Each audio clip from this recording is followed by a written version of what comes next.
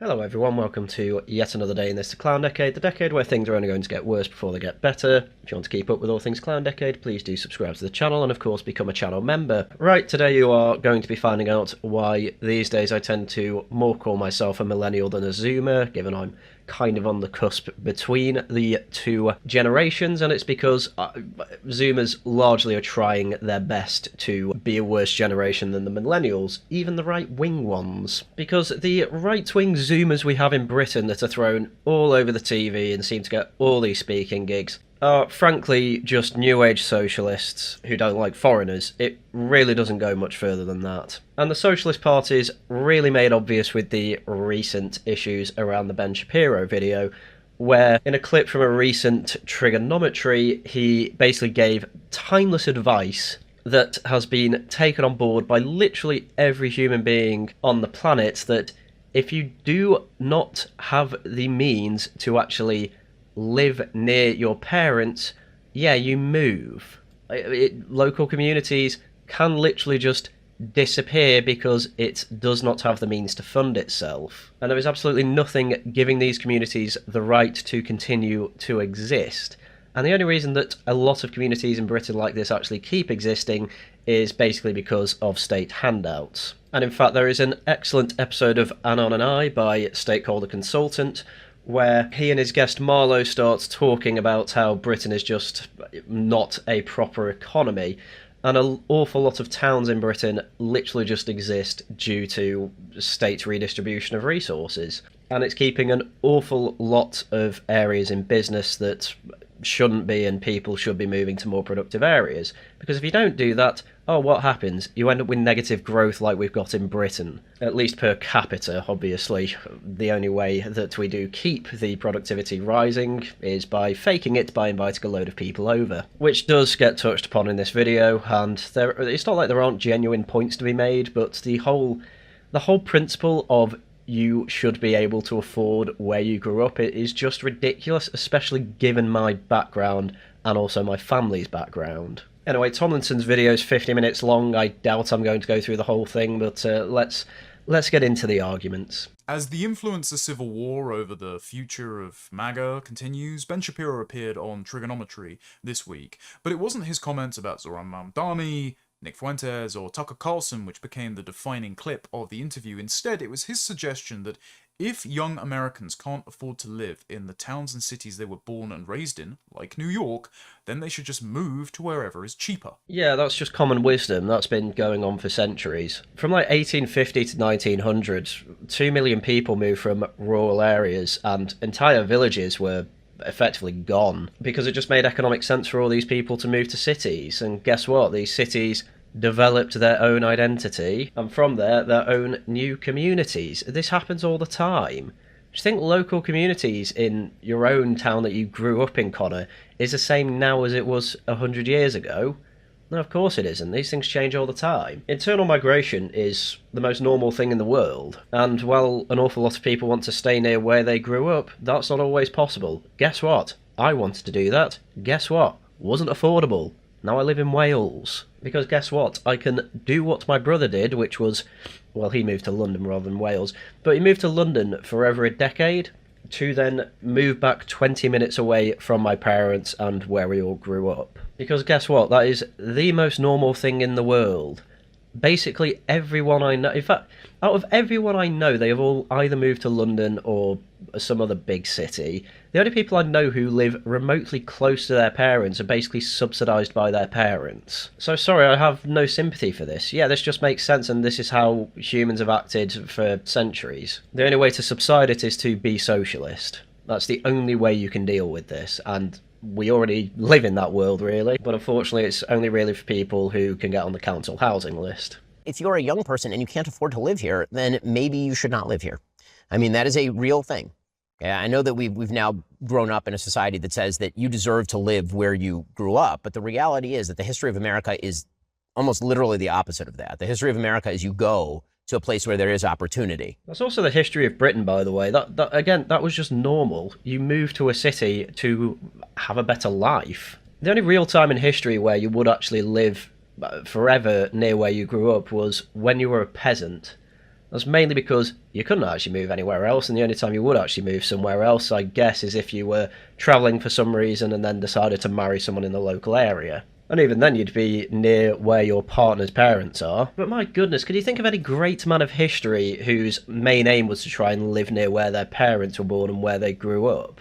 All the great men, especially of British history, moved around all the time. I don't know why your main aspiration would be, I want to live near my parents. I understand the importance of family, and again, I used to think living near my parents was very important and where I grew up was important, but, well, then I moved and realised, oh no, there's actually way more important things, plus I can still see my family relatively regularly. And I know America's bigger, but it's still largely true anyway.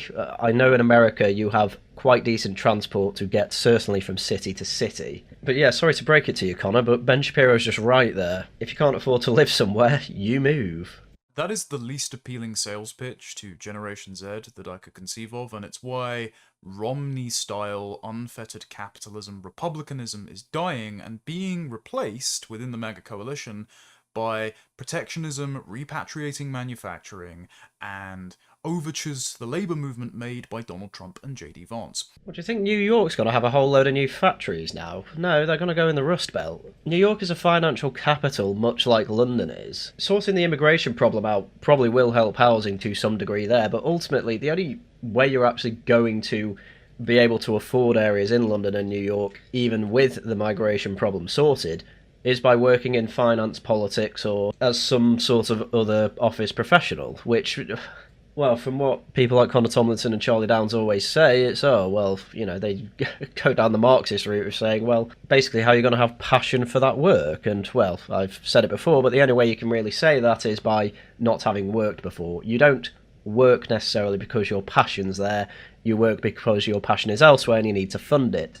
Such as, you know, if your passion's being stick near your parents, you need to get a job where it can actually fund that. You're not going to manage to do that if you're doing a manufacturing job, frankly. That's why manufacturing is tended to be done in areas where it's cheaper to live. Don't get me wrong, it's still worth having some level of reindustrialisation, and I'm all for it. But if you think it's going to make London any more affordable, I don't know what to tell you. You're still going to need to build houses and to deal with a whole other parts of the economy, frankly. It's not just down to migration and manufacturing being outsourced. And this has always been a split within the Republican Party. Eric Kaufman, in his book on immigration and identity in 2018, White Shift, spoke about the 2 centuries history of faction wars between libertarian and liberal Republicans who wanted to open borders to import cheap labour versus the labour movements who are more interested in putting American workers, and thereby a distinct American people, first. Yeah, I mean, this just plays into my point of, oh, so people did move when it became untenable to live somewhere. Now, don't get me wrong, I am fully on board with stopping mass migration, and even to some extent, you know, I'm with Zia Youssef, reverse it as well. And it will certainly help a lot of problems, but if you think that's just going to solve it, you're not really paying attention, frankly. You will still not be able to buy a house in London near your parents if that's where they live. In fact, that's not quite true. You'll be able to afford a house share. But half the point of Connor Tomlinson complaining about this is, oh, you want a house to make a family. I'm not being funny, but I know a fair few people who probably moved about 10 times, a dozen times in their childhood, from the ages of, like, well, since they were born till 18. Usually military families, obviously. And, you know, the family's still fairly tightly knit. Because I'm kind of preempting points here more than reacting to them, but it's because I'm just so annoyed at Connor Tomlinson and the rest of the people who were representing the right in Zoomerland. Because always their answers are very surface level and do not fully understand the issues that we are actually in. The only real difference between them and Mamdani, frankly, is the fact that Mamdani is pro-mass migration and they're anti. That ultimately, from what I'm understanding here, that's the only difference. And that's not good enough. There has always been a pro-immigration for cheap labour versus immigration restriction for protecting cultural cohesion and the interests of American labourers, faction war within the Republican Party. And Ben Shapiro represents the cheap labour faction. This is why, about 8 years ago, he said, I don't give a damn about the browning of America. I mean, this is incredibly disingenuous from Connor Tomlinson, to be quite frank with you. The context of Ben Shapiro saying, I don't give a damn about the so-called browning of America, is because that was effectively clarification after saying children shouldn't have amnesty and should be deported, who come in illegally, it should be added there, but I'm not doing it for racist reasons.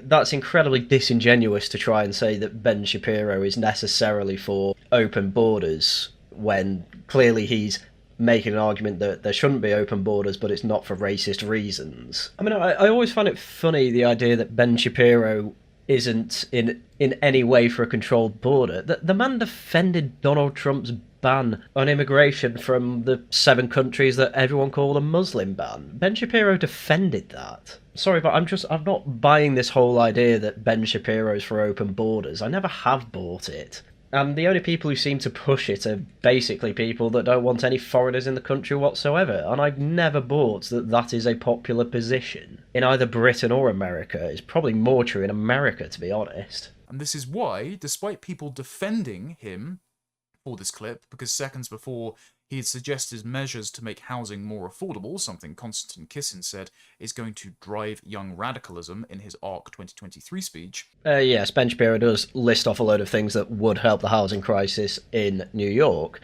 None of that's going to happen, therefore the prices aren't going to get any better, therefore, yeah, you're probably going to have to move. This isn't the first time in history it's happened, it won't be the last time in history it's happened. What do you want? Right-wingers are supposed to deal with reality properly, and effectively what's happening here is Connor Tomlinson's basically asking for free stuff. I love how he brings up what was said before this clip, but doesn't mention what happened after. Again, that's not saying that public policy can't change. I think it can, but I think that the solutions being offered are untenable. Well, I sort of see the problem with what you're saying is that really doesn't sound nearly as good as free stuff. Correct. The third grade presidential campaign continues to win. It's undefeated, right? Free ice cream, free busing, free childcare, and free money paid for by somebody else. Yeah, this is the thing. This has, to me, always been what right-wing thought, from Jordan Peterson to Ben Shapiro to even Roger Scruton and Hayek and Enoch Powell has been all about. We all want good policy. You don't have the power to influence all policy. If you have bad policy and you end up in a situation where the city you live in is just unaffordable or untenable to live in, you move. And sometimes it's not even to do with bad policy, sometimes it's just economic reality. What do you do when a coal mine runs out of coal, and that was the basis for your town? Your town dies unless it can recreate itself into a tourist town like a lot of towns did in Wales. And that's obviously a lot more justifiable than bad policy means you should move. I mean, that's just true. Bad policy has meant I have to move to Wales. So what? It's pretty easy to get over. Ben suggested only removing rent controls and building more homes. He did not mention immigration, given that New York is about a third native New Yorker now. Yeah, fine. Immigration is indeed part of the issue, but Ben Shapiro is right. I am not convinced it's the main issue with it. A big reason that New York isn't largely native New Yorker is because it's a financial hub. This is the same as pretty much every financial hub in the world. You're going to get elite financial talent moving there. Hell, my brother has a friend who recently moved to New York. It wasn't for finance, it was actually, I believe, to be a physics researcher, while his wife, I believe, tutors. And they're both British nationals, but the guy is actually half Singaporean, and obviously you can tell that, so he would be considered a non-white immigrant in America. And this is the thing with New York. The native New Yorkers effectively actually largely managed to live there via rent control. You'll see these videos on TikTok all the time of, oh, how much is your rent? Oh, it's about $5 a month. Oh, how's that happen? Oh, rent control. Oh, let's see. And it's like a 5-bedroom penthouse. That's largely how the native New Yorkers actually stick there. But I think the even funnier thing to say about this is New York's quite famous for having massive non-native areas all over the place. Massive Italian immigration, massive Irish immigration. It's kind of hard to argue that New York's ever really been a place of native stock. I hate to say it. If you're talking about London, fair enough, and I do absolutely agree with you there, but America's a completely different story, and this is the problem with an awful lot of commentators trying to comment on the other side of the pond. While our cultures are quite similar in a lot of ways, there's also wide differences between the two. And frankly, you are going to get a lot of cockeyes here if your main issue with, oh, people have to move away from New York is the, oh, native white population. Which, again, I kind of hate to say it, but when it comes to New York, a lot of them are Italians that moved over in the 1900s. A lot of them will be Irish that moved over in the 1800s. You know, the Empire State Building in the 30s was largely made by Irish and Italians, with quite a few people from the Mohawk tribe actually getting in on it as well. But obviously, this argument does not work when it comes to Britain, and this is where Connor Tomlinson's issue comes in. He's trying to throw in largely British arguments into an American context, and it's just completely different. Hell, there was polling done recently on attitudes to immigration, and it was found that your average Brit is actually more to the right on immigration, as in there should be much harder controls on immigration and a much more closed border than over in America. And yeah, that kind of makes sense. I'm sure Americans watching this will know. How many people do you know that love to boast about their Italian or Irish ancestry? They love the idea of immigration. It's a thing that's really different to America and us, and trying to comment on this from a very British-centric perspective is really showing how difficult you find it to actually abstract your own ideas and then apply them to real-world scenarios. The majority of the state is either from out of state, so internal migration. What's your issue with that? Sorry, yeah. I believe it or not, within America, between the states, there's open borders. That's like saying, oh, London has a load of Scottish people in. Do you have a problem with that? Excuse me? Sorry, but that is ridiculously normal for urban environments. That's ridiculously normal for cities. What are you doing here? Or immigrants, international migration. Yeah, there's no doubt that's got out of hand. I'm with you on that. But now you need to redo your statistics before, because, let's face it, you're not going to have any issue with internal migration. Let's not pretend otherwise here. Oh, only a third of New York is native New Yorker. Okay, how much of that's actually down to international migration? On top of that, actually, how much of that is global elite talent? As I say, the only people I know who've ever moved to New York was for incredibly high-paying jobs. And this constant population churn causes native New Yorkers, and Americans more broadly, to be in competition for economic opportunities with the entire world as a potential labour pool. I mean, this is probably going to blow Connor Tomlinson's mind. So New York is mostly office-based work. You actually have competition with the world without migration anyway, because a lot of that can be done remotely, and is done remotely. Hell, my girlfriend's looking at getting a job in Canada remotely. One of the biggest issues actually we have at the moment is that an awful lot of jobs are being outsourced to India without Indians actually having to come over here. I've heard stories of people who have been made redundant and they got mad when they were in the exit interview and basically shouted at the bosses to say, all you turned my job into was reviewing stuff that came over from India because it was mostly wrong when I just did it right the first time. But it's still cheaper. So with somewhere like New York, sorry to say, but yeah, less immigration isn't really going to affect that. Now, when it comes to lower paying jobs, you know, cleaner, actual physical labour, you will have a point there, sure. But again, we're talking about financial hubs. Sorry, they all turn into areas of high migration, largely because of middle and upper class people moving there for better opportunities. And again, America's largely been a place like that. That's why a lot of them are very pro-immigrants. The problem is that they have a very tough time of discerning between decent immigration and garbage immigration.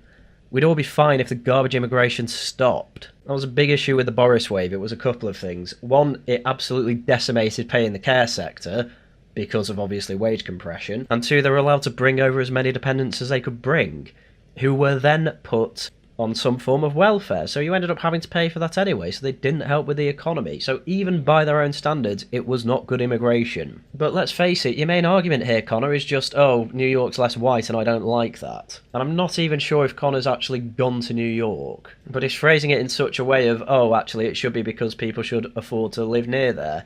Yeah, maybe. That's not going to happen in a financial hub. An awful lot of my friends moved to London in their 20s to get better paid jobs. I managed to do it remotely for some time, actually. And the people that move there, they have to house share. That's been true since my brother's time moving to London. He was in house shares until his 30s when he moved in with his girlfriend, now wife, in a town outside of London, and he'd commute instead. And you know, it was like a £6 grand a year to commute. So even that's not much better. And you know what? You're right.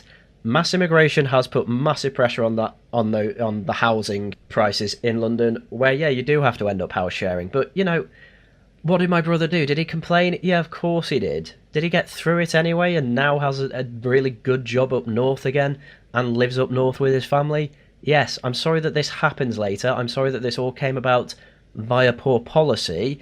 I am against this policy carrying on, but ultimately you only have limited power there. And if you can't stop that policy, yeah, I'm afraid you have to move. A lot of people in Britain are already doing that, and that's going to continue happening. It shouldn't happen, I agree, but ultimately you're going to have a massive recent diaspora of Brits going to Canada, Australia, America, New Zealand, other areas of the Anglosphere. And believe it or not, Ben Shapiro's policies, in America anyway, would actually help with that. At the end of the day, he is still a Trump defender when Trump isn't doing stupid things. Thereby driving down the cost of labour, thereby pricing them out of affordable jobs from which they could purchase a home of their own or support a family on a single income. It's another thing that's got to be actually addressed here. You understand that when these things were happening, you didn't have central heating, you didn't even have air conditioning in America. It was all rather cramped. Sorry to tell you this, but actually homes in the past were pretty terrible, and they've had to be retrofitted for modern standards and regulation, which, by the way, puts the house prices up. But I don't think you'd be happy buying a home without central heating, Mr. Tomlinson. I mean, house prices going up isn't entirely down to immigration. A lot of it is. But a lot of it is also due to not building enough, and also regulations being higher, and they're so high in Britain. You know in Britain that if you have a window that's on the first floor or above, or second floor and above for the Americans watching, the window either has to start a metre from the ground, or if it's lower than that, you need to put a metal bar across, just in case people fall out. In fact, I had a guy over to give me a quote on replacing some windows. Second floor, oh yeah, you can't have fully opening windows. They can only be like small opening things at the top or a bit at the side. You're not allowed to open it more than a couple of inches. Oh, why is that? Oh, regulation, because people fall out of them. Sorry, no. Just give me a cheap window that opens all the way, please. No, can't have that. Not allowed. Again, this is something that I have to keep going on about with the Zoomer often. They just don't have life experience. And so they hear very basic points and just have to repeat them forever. Like, yes, immigration does affect house prices negatively. Yes, it does affect pay, especially of working class jobs. You are correct. Realistically, the main issue with immigration, though, is the culture shock. And the fact that it changes entire areas in a way that, frankly, nobody actually wanted. But I would argue that the main problem here is actually Connor Tomlinson, while being, frankly, rather privileged. I mean, the only people I know who actually got married in their 20s only actually afforded it because their parents chipped in an awful lot of money, which, by the way, is just realistic of weddings these days anyway. But then obviously blames immigration because he can't buy a house, or blames the boomers because he can't buy a house. I don't know if you've seen the picture of his bookshelf, but not only is it embarrassing, but he has about 20 shelves of DC comics. I am petty enough to have done an estimation of how much that all actually costs, and it's about 6 to 8 grand, just on the comics. You add in the rest of the books, it's easily another couple of grand. Sorry to tell you, but that is half a deposit. You're complaining that you can't afford a house while you've decided to spend your deposit on books and comics that you don't need. The only reason people have bookshelves is because during COVID, everyone wanted to put a bookshelf behind them to make them seem smart. I mean, don't get me wrong, I've got a bookshelf behind me, but it's hardly massive.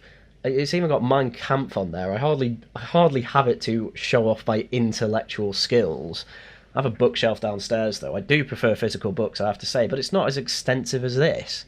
I only buy books that I actually read, and the other half of them, actually, are borrowed off my parents.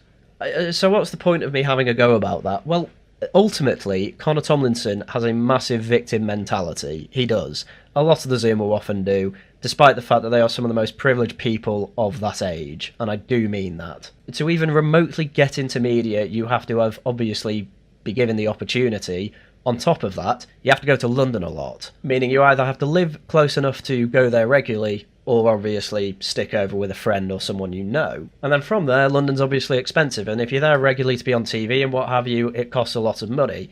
Again, largely will be subsidised from parents here, Because frankly, there's not a lot of money in it when you're starting off. In fact, in a lot of cases, you don't get money for appearing on them. And so, despite having all this opportunity and all of this, frankly, help from either parents or friends or what have you, what ends up happening, you end up with a victim mentality anyway, and you tell people, life isn't fair.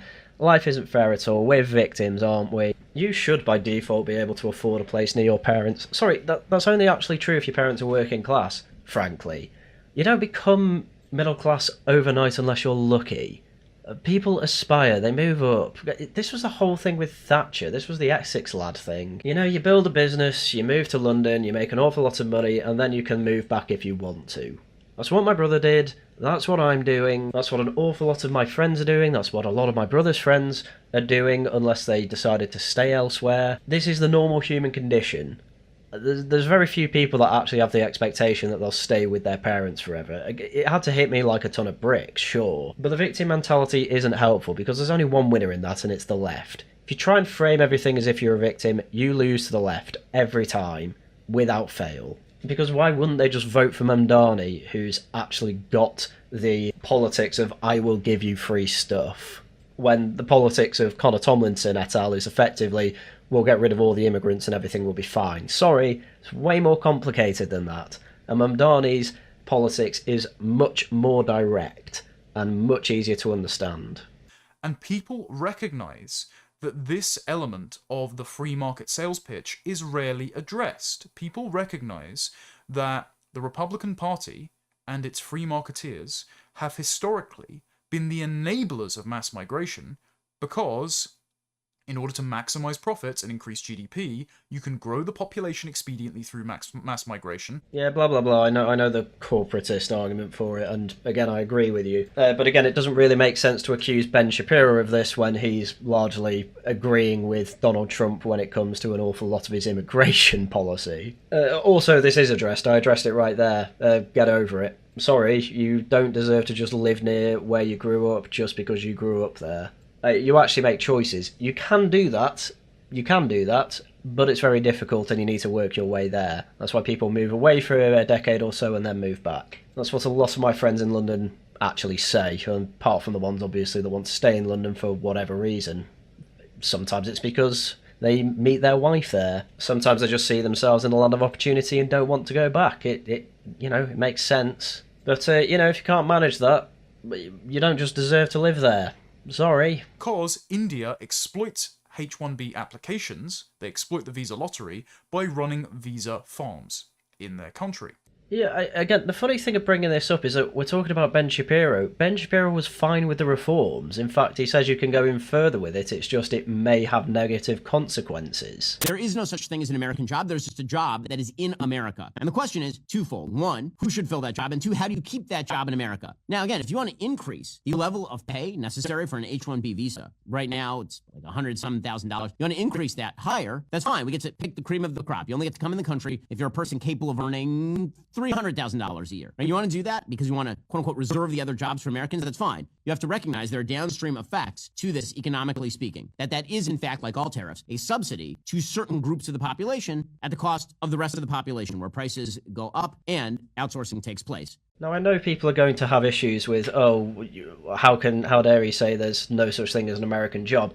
His point here is that if you make keeping the job in America far too expensive, they will just outsource it and, make it work remotely. So yes, you have less people in on the H-1B visa, which again, he even says that having the cost of that be $100,000, it can actually go up and he has no issue with it. However, it also makes sense to try and keep that job in America, because obviously if an American, or frankly even an immigrant in America gets to keep that job, typically they will use that money back within America, and obviously the growth continues, with maybe some money sent back home, sure. Basically, Ben Shapiro is trying to say what's the best for America economically, and something that everyone always seems to miss is that when people say that, ultimately what's an economy made up of?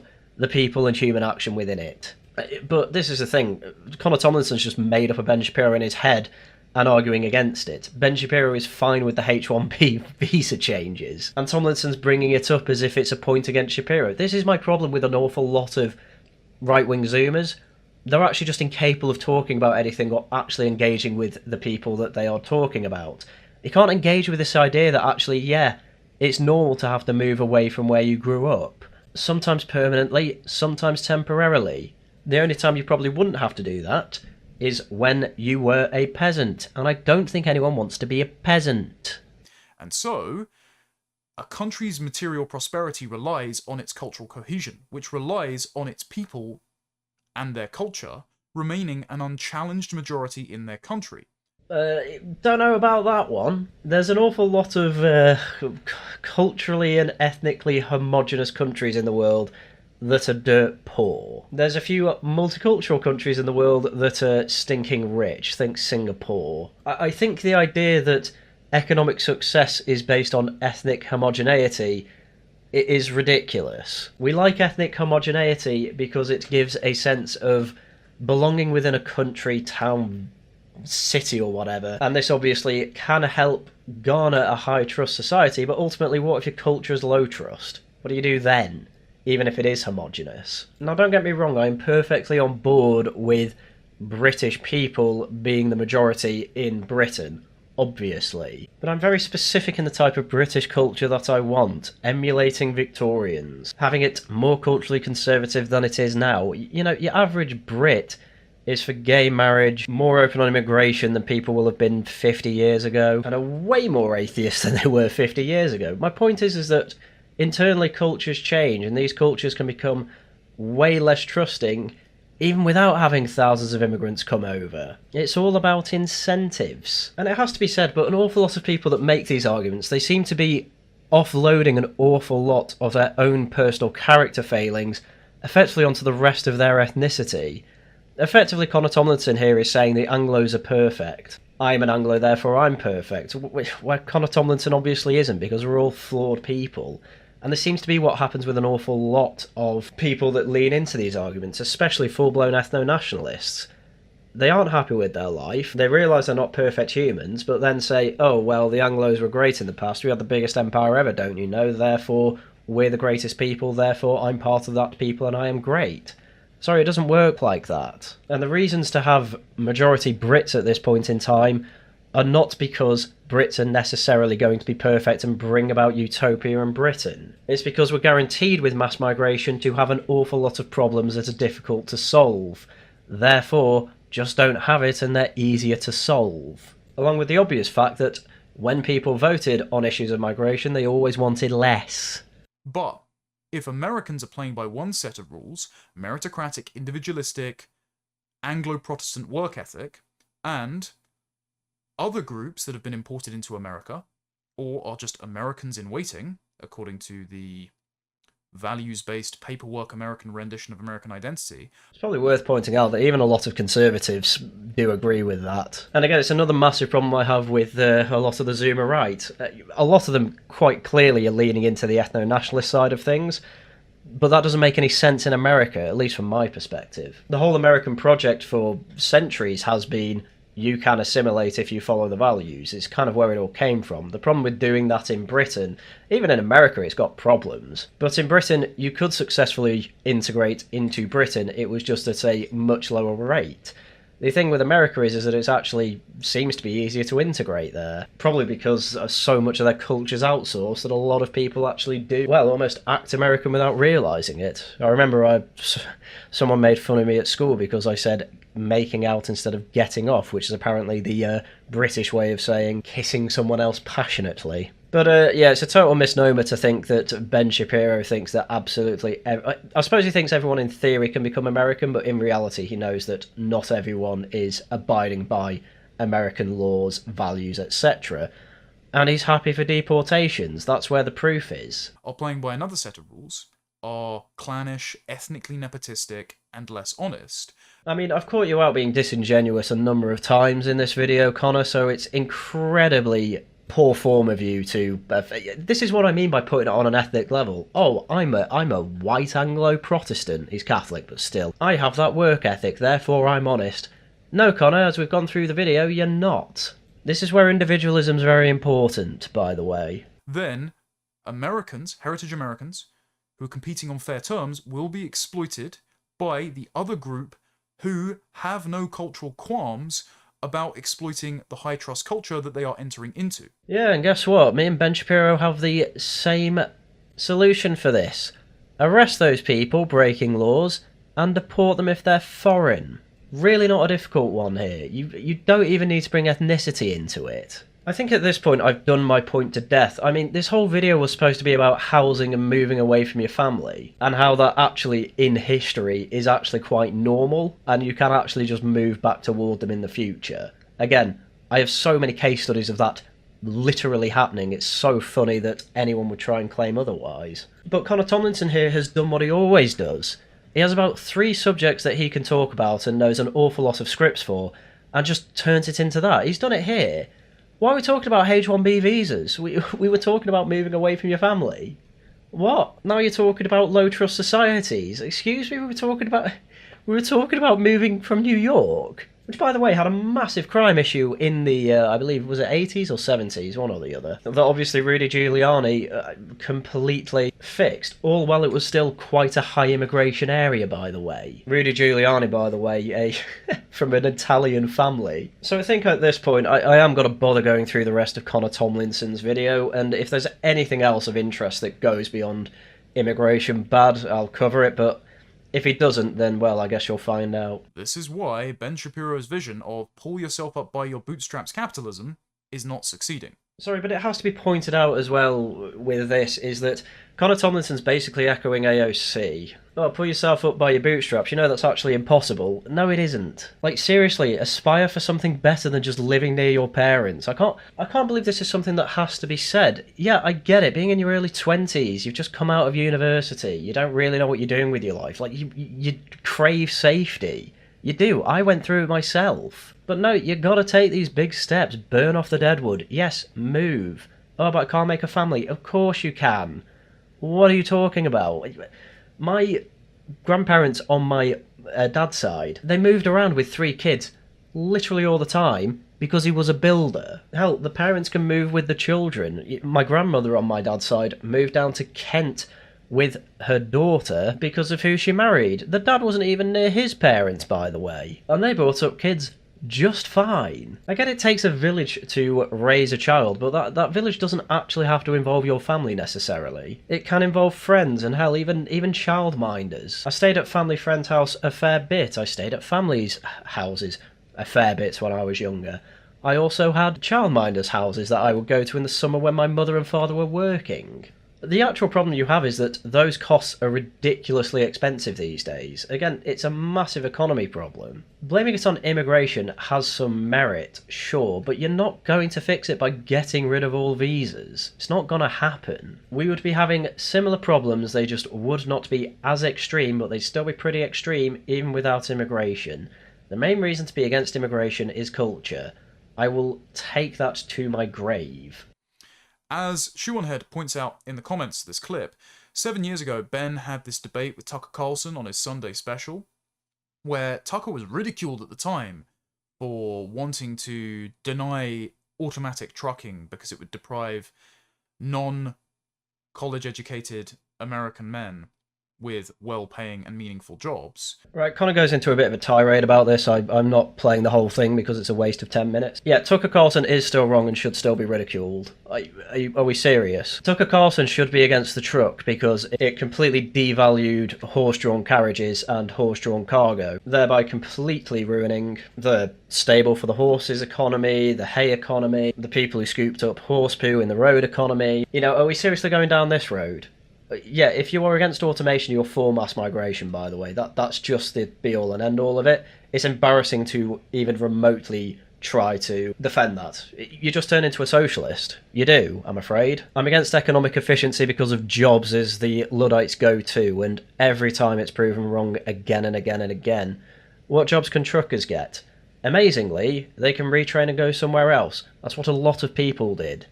That's what I did when I didn't want to be a geologist. I retrained as a software developer. You can do that as a trucker. If you have the conscientiousness to concentrate for 12 hours a day on the road, yeah, there's actually quite a lot you can do. Again, I'm sorry that this is the real world. I'm sorry that life isn't just, I have one job forever. You're not a peasant. And ultimately, you will be making choices at the end of the day. But those choices can only come from realistic options. But actually, this is the vision that is winning out. And it's because people realize that the promise of a invisible hand that will work by natural rules to allocate everyone their allotted share of America's economic largesse according to their ability isn't working. Sorry, but this is undoubtedly nonsense. I watch the channel Caleb Hammer, and he goes through an awful lot of Americans who are having money trouble. The income that they get, I am ridiculously jealous of. And most of the time, the reason that they are in dire straits is because they're really bad with spending. They overspend. We're talking about people who go into hundreds of thousands of dollars of debt to go to Disneyland 4 times a year. Sorry, but America as an economy is working way better than over here it is in Britain. And guess what? Automating trucks, probably going to make it even better. Why? Because then it's cheaper to transport everything. And the main reason it won't happen is because of the truckers' union. If there's one thing that stops an economy from booming, it's unions at this point. Both in America and in Britain, by the way. And again, you know, when it comes to my own personal case study, I moved from geology to start learning to code. And I had to learn about 3 different languages because depending on what job it was, I'd be using different languages. Again, you have to react to the world around you. You can't do it the other way around. You have some influence over policy, sure, with voting, and Connor has way more influence than a lot of other people, though that is diminishing, thank God. And from there, you can still get a decent paying job. Hell, do you think Connor Tomlinson would say, oh, keep HR compliance about because otherwise you're going to lose a load of HR managers? No, of course he wouldn't. So why do truckers get the special Luddite treatment? Because he likes the stereotype. It's little more than that. Because large corporations work with the government to import cheap foreign labour to price them out of jobs and homes in their own country. Do you know where that's happening? The trucking industry. Would you rather that, or would you rather they be automated? That's where the question comes in, but he's incapable of actually thinking like that because he has a script that he just recalls, and that's why his video ends up as an hour, because he just repeats the same point over and over again. Which, in this case, I'm doing it as well. So as I say, if there's anything else of importance, we'll go through it. In an economy which already has unsustainable levels of debt, and which relies on importing cheap foreign labour, inconsiderate of the culture that you should be seeking to conserve as a guarantee of that economic prosperity in the first place. And this vision is why J.D. Vance, not Mitt Romney, succeeded in the Republican Party. Sorry, I find that diatribe so funny. One, American levels of debt is actually sustainable. In fact, it's where an awful lot of their power comes from, because they effectively debt trap Europe and other countries. On top of that, I love the idea that J.D. Vance is against immigration to the degree that Connor Tomlinson is, and would in any way be on the side of you should absolutely stay where your parents are from, when one, his wife is daughter to Indian parents, and 2, J.D. Vance joined the military and moved literally all over the place.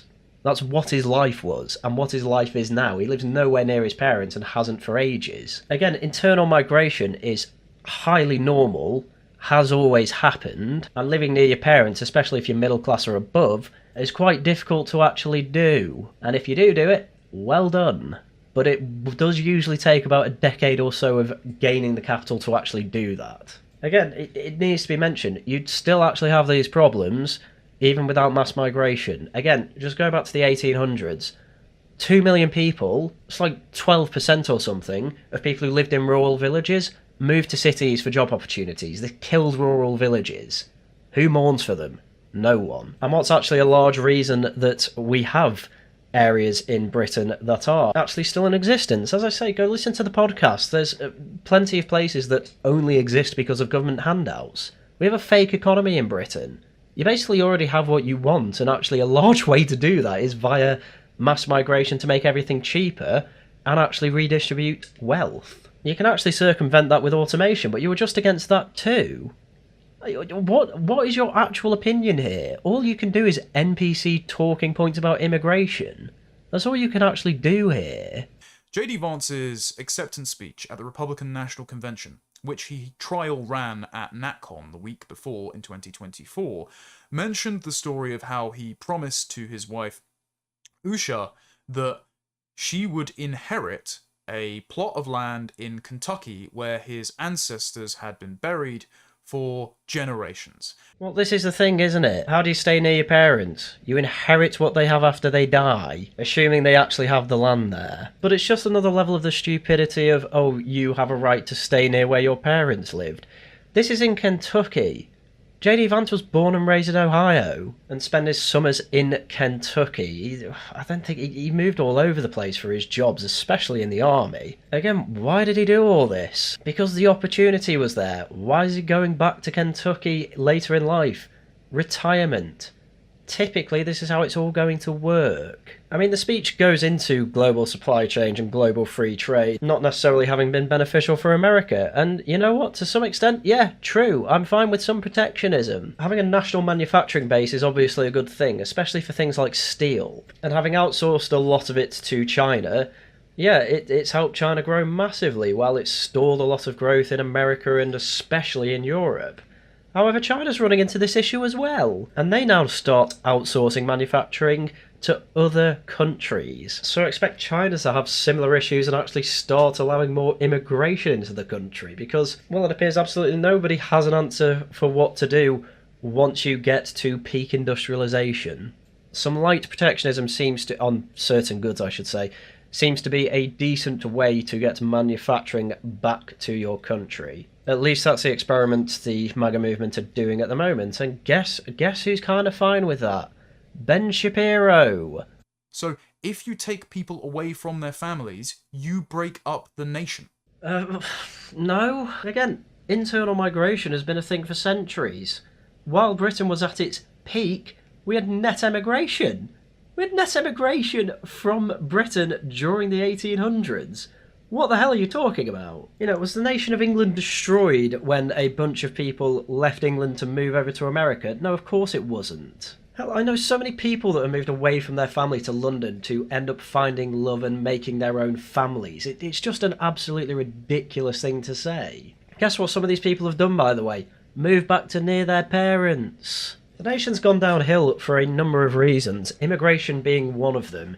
Internal migration existing and people actually emigrating isn't one of the reasons. In fact, they're kind of a symptom of the problems we have.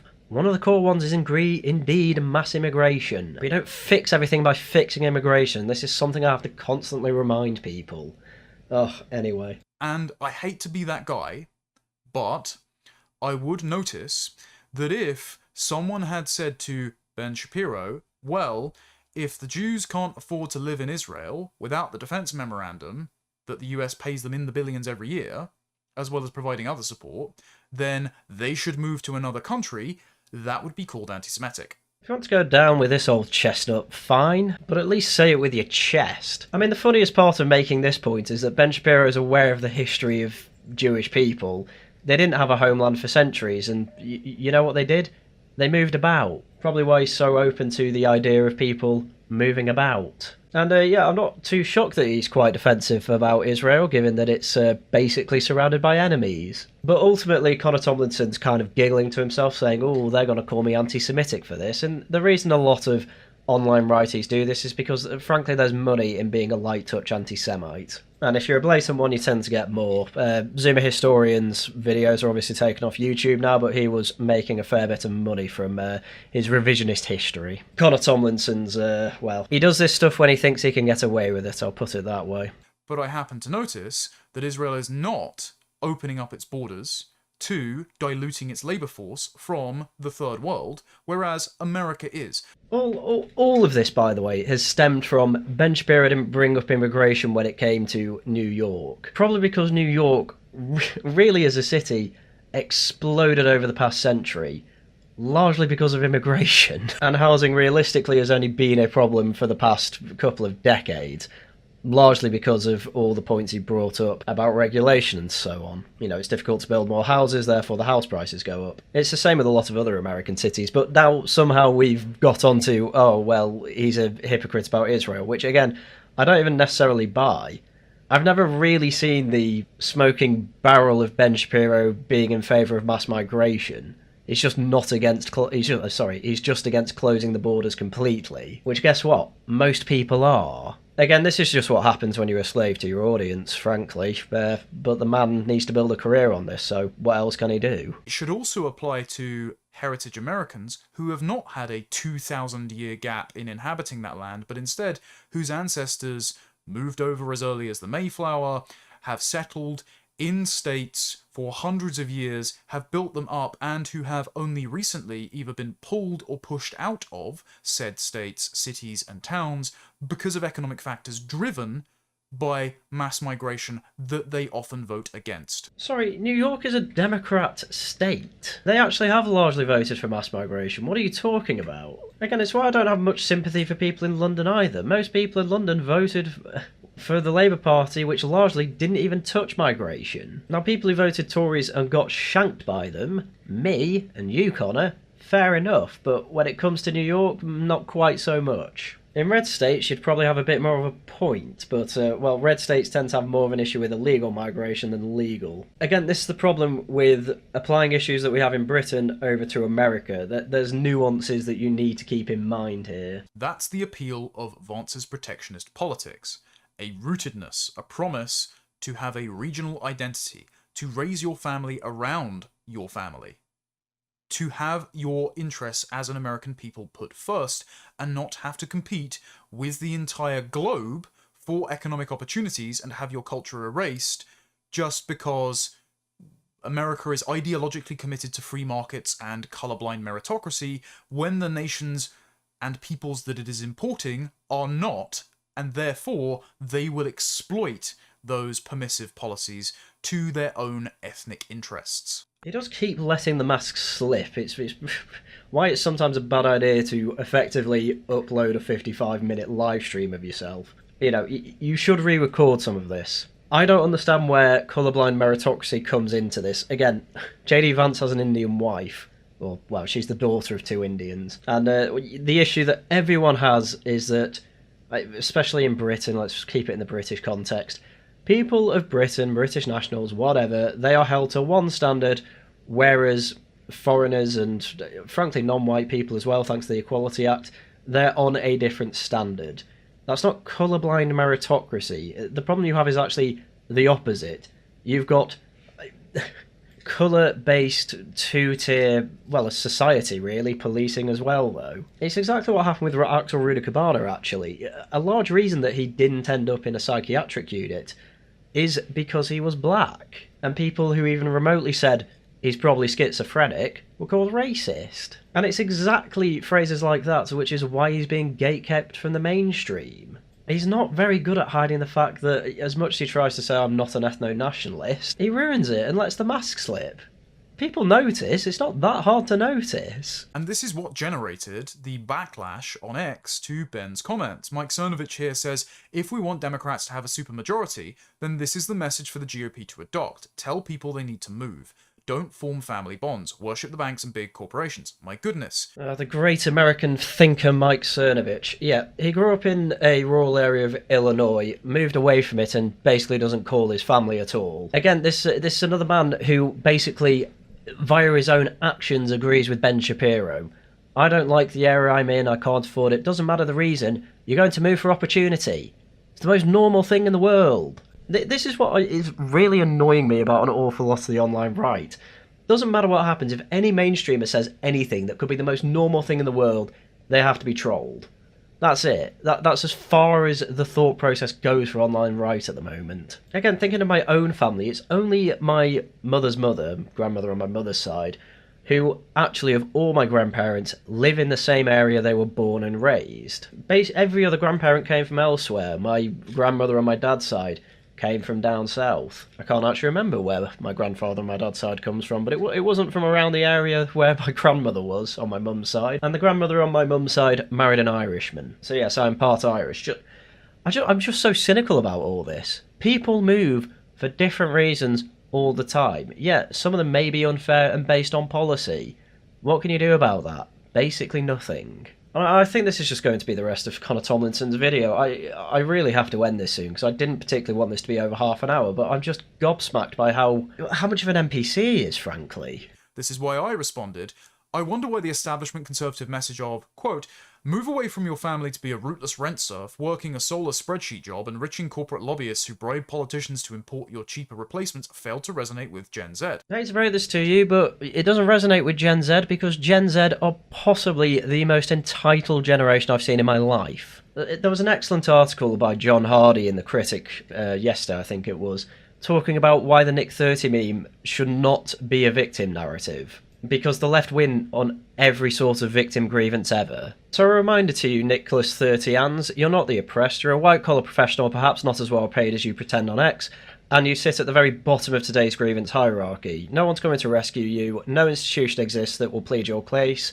Somewhere a recent arrived refugee from a war-torn country already occupies the moral high ground, and quite possibly a nice two-bed flat in Zone 2 you want to assume will be yours. That is the new moral economy of Britain. Pity is currency, and I'm afraid your credit score is pretty dire. Same thing here. I can't live near my parents in New York. Oh dear. Who cares? Sorry. You're not going to win this grievance hierarchy. This is why the woke right are absolutely moronic to even play the game. Why would you allow the framing where they keep winning? The reason Trump is winning so well is because he's not even bothering to entertain the idea that a grievance hierarchy should exist. Same with Reform and Nigel Farage, by the way. I can't believe you've missed that. Yet here you are, thinking that because your job is whinging into a camera and maybe being invited to other countries to speak your NPC scripts, somehow means you deserve to buy a house near your parents. I've no idea where you live and I just don't care, but that just does not follow. I have a decent job. I can't afford to live near my parents. I moved to Wales. Who cares? No one. It's fine. Get over it. The rest of the video is just complaining about leftists, as if the whole point of Ben Shapiro was if the leftists win and ruin your chance to live somewhere, you're going to have to move. You know, the facts don't care about your feelings. I'm afraid that the writers got incredibly emotional, and I'm finding it utterly, utterly pathetic. I want to help out these problems. These problems are not helped out by people having a massive go about immigration and thinking that stopping all immigration is going to fix these problems.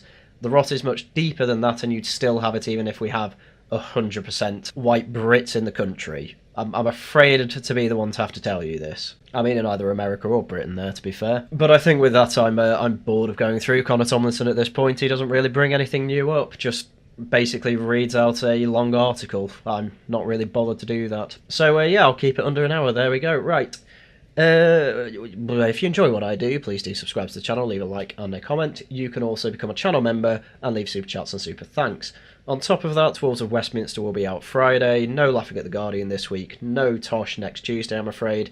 However, Wednesday, more gaming stream, Wolves of Westminster back as usual next week, and we will have Laughing at the Guardian next Saturday. I think with that, that's everything I had for you for today, so once again, thank you very much for watching, and until next time, goodbye.